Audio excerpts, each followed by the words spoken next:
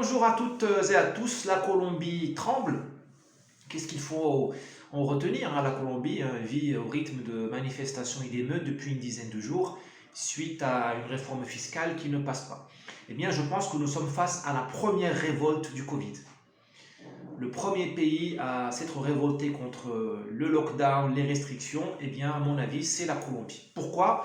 Eh bien, parce que le pays, les classes populaires et moyennes ont été massacrées par le confinement, ont été massacrées par le gel de l'économie prononcé par nos chères têtes pensantes, par l'OMS, le FMI et toutes les capitales et les grands médias. Aujourd'hui est venu le temps de payer la facture. Donc il a suffi que le gouvernement fasse une bêtise, provoque une étincelle qui a été une réforme fiscale qui voulait augmenter la TVA sur certains produits de base, et le peuple colombien est sorti. Il faut savoir que plus de 45% de la population est pauvre.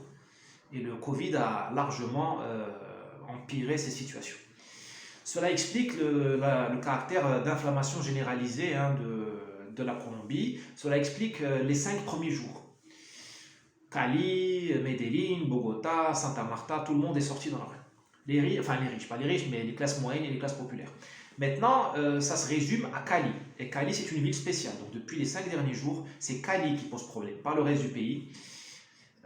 Et Cali, c'est une ville très spéciale. Elle est dans le corridor de la drogue qui va de l'Amazonie vers le Pacifique. Le Pacifique, c'est la Californie. C'est une route directe. Elle est entourée de réserves indigènes qui ont leur propre gouvernement.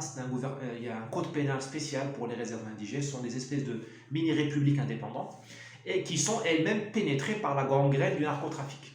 Et aujourd'hui, vous avez des gangs indigènes qui traversent Cali et qui font subir à la population, qui lui font payer des péages urbains, qui font des pillages. Le gouvernement ne bouge pas ou pas assez. Est-ce qu'il profite de la situation? Est-ce qu'il veut se présenter comme un sauveur? On n'en sait rien. En tout cas, quel est le jeu des indigènes de la région de Cali?